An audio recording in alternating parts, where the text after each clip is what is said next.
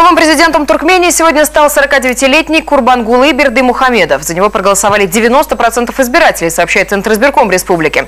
Старейшины надели избраннику на шею отличительный знак главы государства – массивную золотую цепь с 8-гранной эмблемой.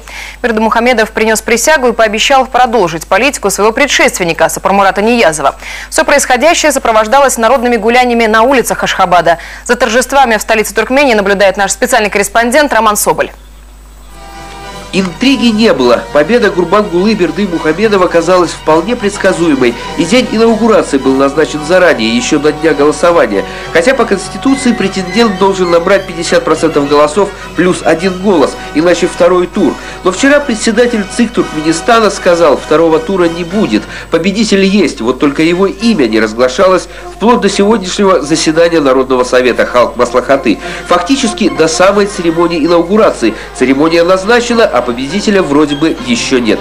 Некоторая напряженность сохранялась вплоть до выхода на трибуну председателя ЦИК. Он благодарил всех, кто работал на избирательных участках, и самих избирателей, наблюдателей от ОБСЕ. Их было немного, но по заверениям председателя туркменского ЦИКа им была предоставлена вся необходимая информация, и они отметили, выборы в Туркменистане соответствуют международным демократическим нормам. Наконец, вступительная часть «Дань уважения» закончена, и вот результаты выборов. Бакыви тарап Туркменистанның тәді сайланған президенті Курбангулы Меликулевич Бердымухамедов.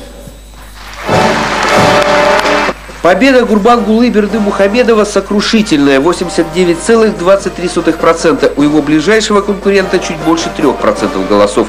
Избранный президент был внешне спокоен, отвечал на овации сдержанными наклонами головы. Вынос знамени и президентских регалий, тяжелой золотой цепи и золотой восьмиконечной звезды. Бердымухамедов засчитывает текст присяги, верность народу и курсу великого Сапармурата Ниязова. Часть речи президента посвящена внешней политике.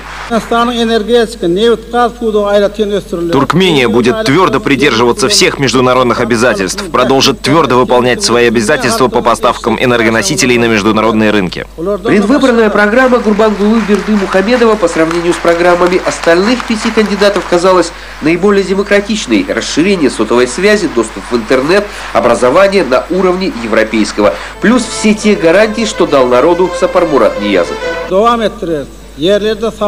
Как и прежде, мой народ будет пользоваться бесплатным газом, электричеством, водой и пищевой солью. Сохранятся низкими цены на бензин, дизельное топливо, хлеб. Подарки президенту не очень дорогие, но со смыслом. Белый ковер – символ чистоты и светлого пути. Сачак – это скатерть для заворачивания хлеба. Предмет в Туркменистане священный. 2 книги – Коран и Рухнама. Колчан со стрелами – символ единства.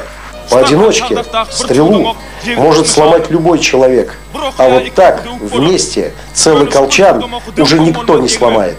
Президент спустился в зал, там его ждали главы иностранных делегаций. Президенты Ющенко и Саакашвили сидели вместе. Чуть в стороне председатель правительства России Михаил Фродков, рядом с Назарбаевым и афганским лидером Карзаем. Вместе с праздничным концертом вся церемония заняла 1,5 часа. По прежним меркам сроки более чем сжаты. В Ашхабаде все ключевые здания находятся рядом. Вот дворец, где проходит народное собрание Халк Маслахаты. На его крыльце сразу после инаугурации президент принимал военный парад. Церемония непродолжительная, а через дорогу, собственно, президентский дворец под золотым куполом, куда сегодня Курбангулы Бердымухамедов въедет на правах всенародно избранного президента. Срок его полномочий – 5 лет. Роман Соболь, Анатолий Чернобривец, Александр Викторов, телекомпания НТВ, Ашхабад.